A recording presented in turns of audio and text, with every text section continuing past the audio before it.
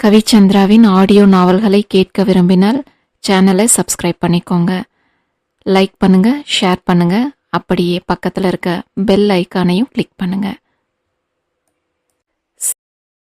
சிந்தை 18. என்ன திடீர்னு இப்படி சொல்றீங்க என்று கொஞ்சமும் அதிர்வு மாறாமல் கேட்டவளை ஒரு பொருள் விளங்காத பார்வையோடு திரும்பி பார்த்தவன், என்ன திடீர்னு, எல்லாம் தெரிந்ததுதானே என்றான். நந்தனின் இந்த வார்த்தைகளில் திகைத்தவள், ஒருவேளை இதை பற்றி முன்பே பேசியிருக்கிறோமா என்ற யோசனையோடு, நாம ஏன் அத வளர்க்கணும் என்று கேட்டிருந்தாள் ஸ்வரா. இது என்ன வரு கேள்வி, நம்ம குழந்தைய நாம தானே வளர்க்கணும் என நந்தன் கேட்கவும், ஏன் அப்போ அவ என்ன செய்ய போறாளாம் என்று எரிச்சலோடு வந்து விழுந்தது ஸ்வராவின் வார்த்தைகள். அவதான் குழந்தை பிறந்ததும் கொடுத்துட்டு போயிடுவாளே என அப்போதும் இலகுவாகவே பதிலளித்துக் கொண்டிருந்தான் நந்தன். அதான் கேக்குறேன், அது எப்படி அவ அப்படியே எனக்கு என்னன்னு விட்டுட்டு கிளம்பி போயிடுவா? இங்க நாம குழந்தைய வச்சுட்டு கஷ்டப்படணும்னு நமக்கு என்ன தழையெழுத்தா என்று முன்பிருந்த மனநிலையோடு சேர்ந்து இப்போது ஏற்பட்டிருந்த அதிர்வில் என்ன பேசுகிறோம் என்றே தெரியாமல் வார்த்தையை விட்டு கொண்டிருந்தாள் ஸ்வரா. இப்போ நீ என்ன சொல்ல வர? அவளையும் போக விடாம இங்கேயே வச்சுக்கலாமா என்று நந்தனிடம் இருந்து கேள்வி இடக்காகவும் பார்வை கூர்மையாகவும் வந்து அவளை தாக்கியது. ஏற்கனவே அன்று நாள் முழுவதும் அலைந்து திரிந்து சோர்ந்து போயிருந்தவனுக்கு ஸ்வராவின் இந்த நள்ளிரவு விசாரணை எரிச்சலை வரவழைப்பதாக இருந்தது. இல்ல, நான் அப்படி சொல்லல என உடனே பதறிக்கொண்டு ஸ்வரா பதில் கொடுக்க முயலவும், அப்போ நாம தான் பார்த்துக்கணும் என்றதோடு அந்த பேச்சுவார்த்தையை முடித்துக்கொண்டு எழுந்து நின்றிருந்தான் நந்தன். கழுத்தை தேய்த்தவாறே சோர்வோடு எழுந்து நின்றவன், நாளைக்கு காலையில எனக்கு ஒரு மீட்டிங் இருக்கு. இன்னைக்கு முழுக்க ரொம்ப அலைச்சல், நான் இப்போ தூங்கியே ஆகணும், ரொம்ப டயர்டா இருக்கு, நாளைக்கு பேசலாம் என்றவன் நகர முயன்று பின் அப்படியே நின்று, நீ எப்படி வீட்டுக்கு போக போற? டிரைவர் வெயிட் செய்யறாரா என்றான்.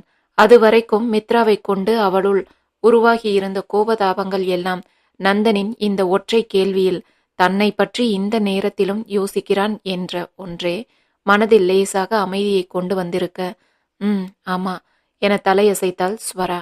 அப்போ ஓகே, நீ கிளம்பு, நாளைக்கு கால் பண்றேன் என்று சாதாரணமாகவே பேசிவிட்டு தன் அறையை நோக்கி நகர்ந்தவனை, எதுவும் சாப்பிடாம போறீங்களே என்ற ஸ்வராவின் குரல் தடுத்து நிறுத்தியிருந்தது.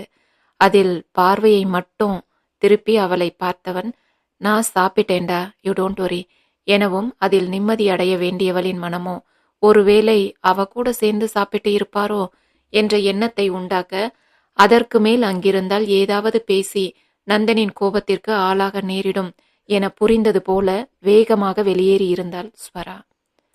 நந்தனிடம் காண்பிக்க முடியாத கோபத்தை எல்லாம் மதியத்தில் இருந்து வெளியே தனக்காக காத்திருந்து அப்படியே காரில் உறங்கிவிட்டு இருந்த டிரைவரை கண்ட நொடி அவரிடம் எரிந்து விழுந்து வெளிப்படுத்தினாள் ஸ்வரா. வீட்டை நோக்கி செல்லும் வழியெல்லாம் அந்த இரவின் அமைதியையும் குளிர்காற்றையும் மீறி அவ்வளவு ஆத்திரமும் வெறுப்பும் அவளுள் கனன்று கொண்டிருந்தது. மதியம் முதல் நந்தனுக்காக தான் இங்கே சாப்பிடாமல் கூட காத்து கொண்டிருக்க, அவளோடு இவ்வளவு நேரம் இருந்ததோடு மட்டுமில்லாமல் அங்கேயே அவளோடு சேர்ந்து சாப்பிட்டு விட்டும் வந்திருப்பதை அவ்வளவு எளிதாக ஏற்றுக்கொள்ளவோ கடந்து விடவோ முடியாமல் ஸ்வராவின் மனம் பொறாமையில் தத்தளிக்க துவங்கியிருந்தது.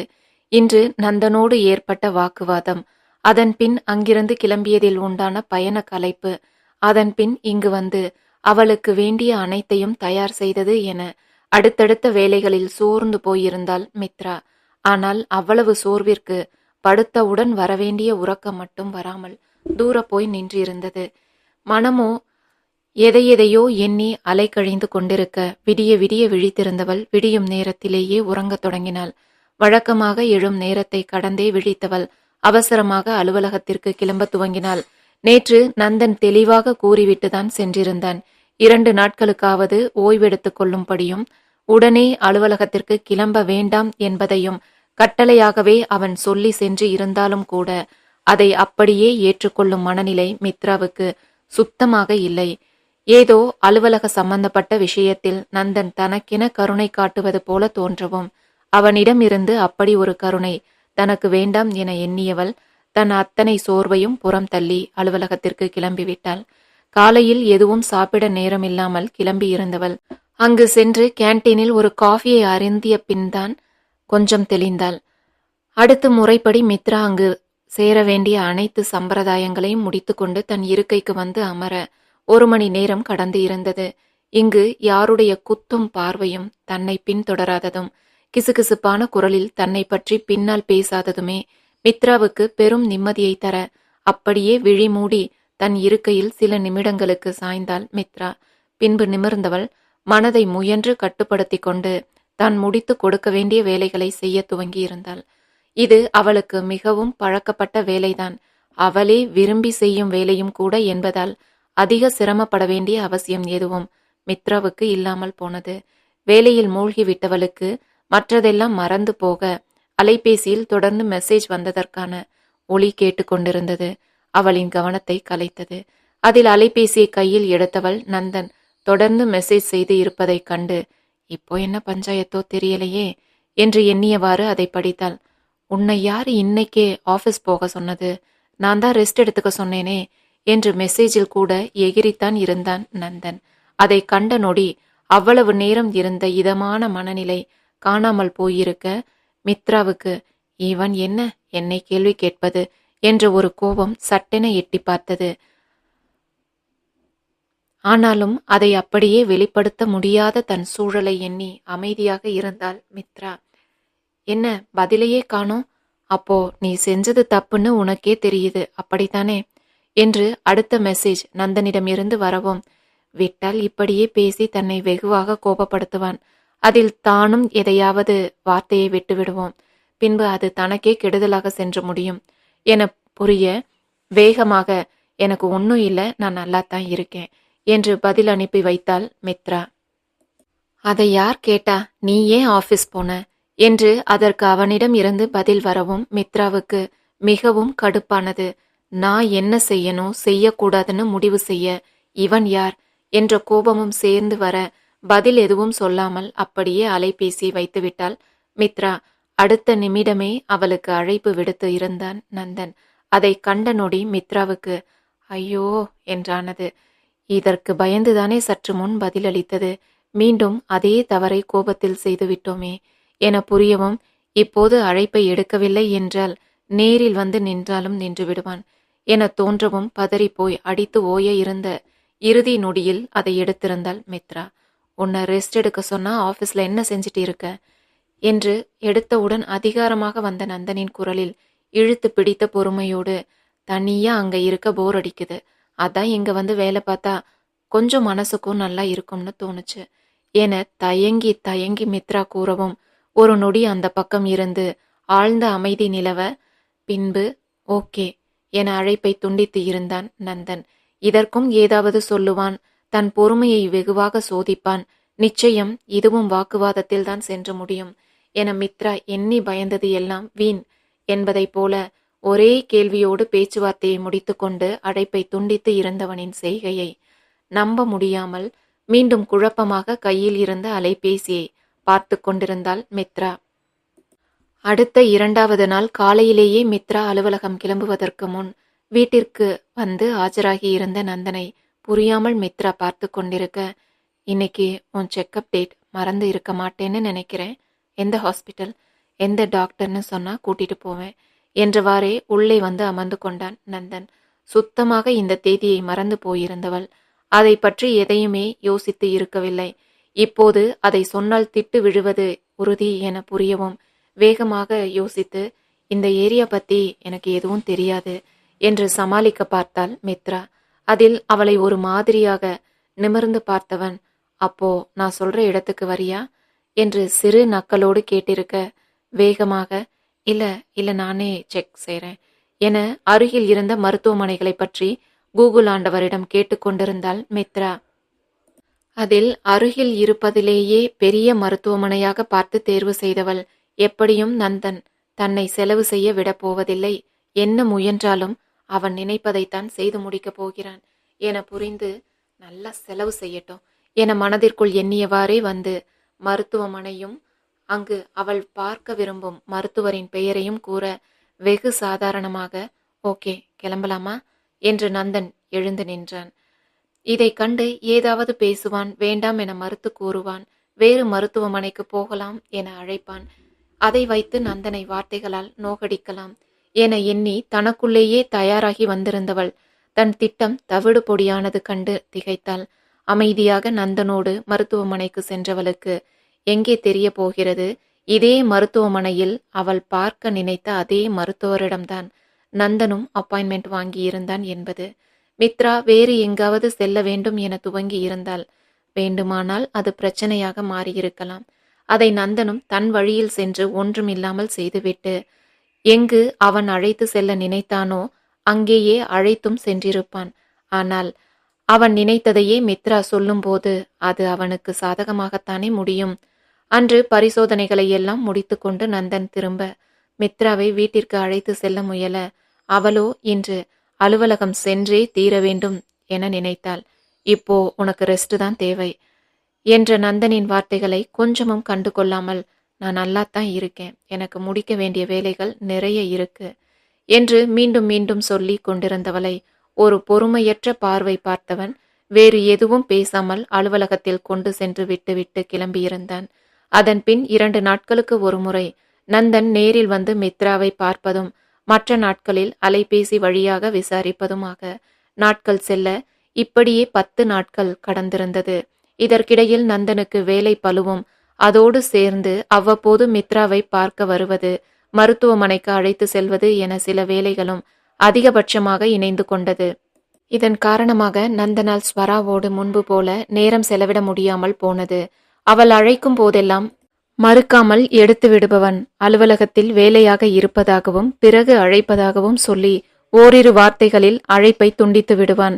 மேலும் சில நேரங்களில் மித்ராவை பார்க்க சென்றிருப்பதாகவும் அவளோடு மருத்துவமனைக்கு செல்வதாகவும் சொல்லி அழைப்பை துண்டித்து இருந்தான். இது முன்பே ஸ்வராவின் மனதில் எரிந்து கொண்டு இருந்த பொறாமை தீக்கு மேலும் எண்ணெய் விட்டது போல் ஆனது.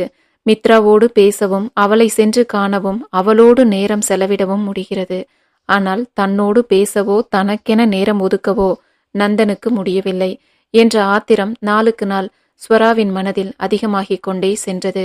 இந்த கோபம் எல்லாம் நந்தனின் மேல் திரும்பாமல் அப்படியே அதற்கு நேர்மாறாக மித்ராவின் மேல் திரும்பியது. அவள்தான் ஏதேதோ செய்து நந்தனை அவளுக்கு அருகில் வைத்துக்கொள்ள முயல்வது போலவே உருவகப்படுத்தி கொண்டிருந்தவளுக்கு அதற்கான வழியாக மித்ரா தன் வயிற்றில் இருக்கும் குழந்தையை பயன்படுத்திக் கொள்வது போல் தோன்றியது. இதை எதை பற்றியும் அறியாத நந்தன் தன் உண்மை நிலையை தனக்கு மனைவியாக வர இருப்பவளிடம் எந்த ஒளிவு மறைவும் இன்றி பகிர்ந்து கொண்டே இருந்தான். இந்நிலையில்தான் மித்ரா எதிர்பாராமல் ஒரு நாள் ஷைலுவை சந்திக்க நேர்ந்தது. இருவருமே இந்த சந்திப்பை துளியும் எதிர்பார்க்கவில்லை என்பது அவர்களின் அதிர்ந்து நின்ற நிலையிலேயே தெரிந்தது. இருவருமே சில நொடிகள் அப்படியே அசைவின்றி நின்று விட்டனர். பின் முதலில் தன்னை சமாளித்து கொண்ட மித்ரா வேகமாக அங்கிருந்து நகர்ந்துவிட மித்து என்று அவளை அழைத்தபடி பின்னால் சென்றாள் ஷைலு. ஆனால் அதற்குள் ஷைலுவுக்கு வேறு ஒரு அழைப்பு வரவும் தவிர்க்க முடியாமல் அங்கு செல்ல வேண்டி இருந்ததால் மித்ராவை பின் தொடராமல் அங்கு சென்று பேசி முடித்தவள் மனமெல்லாம் மித்து எப்படி இங்க என்ற கேள்வியே இருக்க அங்கிருந்து வெளியில் வந்தாள். ஷைலு கடந்த 1 வாரமாகவே இங்குதான் வேலை செய்து கொண்டு இருக்கிறாள். ஊரில் தன் அக்காவின் திருமணத்திற்காக 2 வாரங்கள் விடுமுறை எடுத்துக்கொண்டு சென்றிருந்தவள் இன்றுதான் அலுவலகம் திரும்பியிருந்தாள்.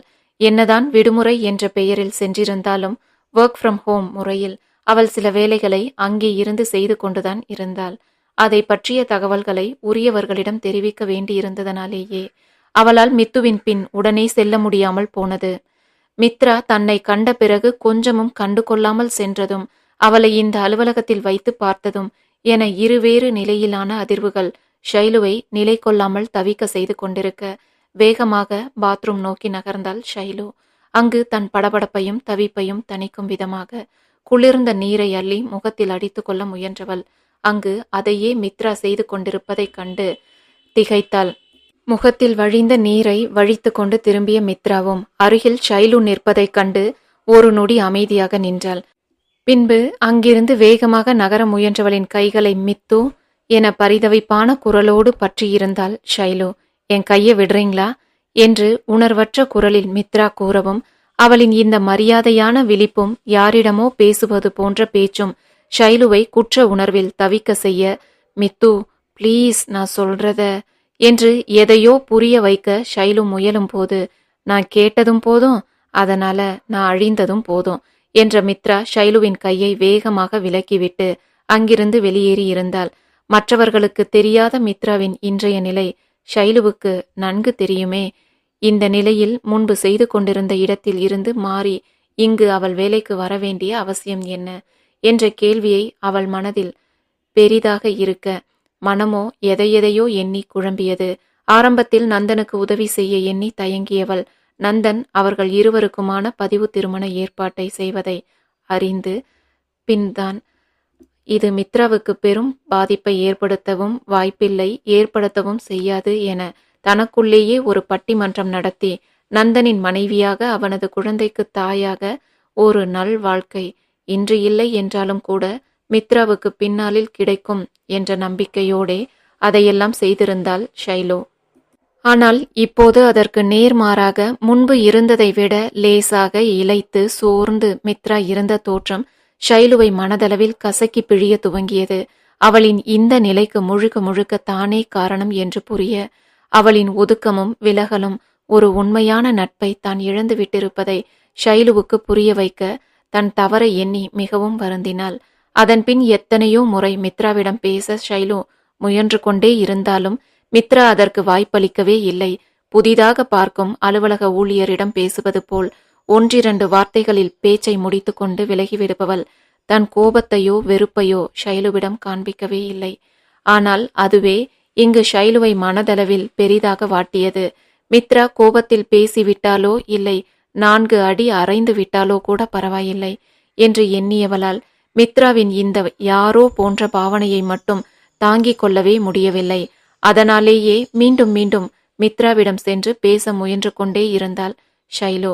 இந்நிலையில்தான் மித்ரா இங்கு தனியே வீடு எடுத்து தங்கி இருப்பதும் அவ்வப்போது நந்தன் வந்து கவனித்துவிட்டு செல்வதும் தொடர்ந்து மித்ராவை கவனித்துக் கொண்டிருந்த ஷைலுவுக்கு தெரிய வந்தது.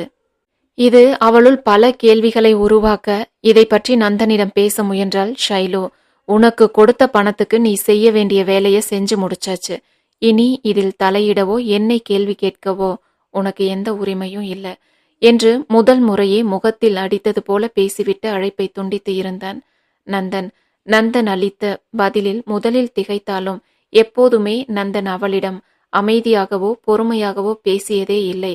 தான் சொல்ல வருவதை ஒரே வரியில் அழுத்தம் திருத்தமாக கட்டளை குரலில்தான் சொல்வான் என்பதால் அதை இப்போதும் பெரிதுபடுத்த விரும்பாதவளாக தான் போட்ட கணக்கு தவறாகி போனதோ என்ற பயமும் கவலையும் கொஞ்சம் கொஞ்சமாக அதிகரிக்க துவங்கியது.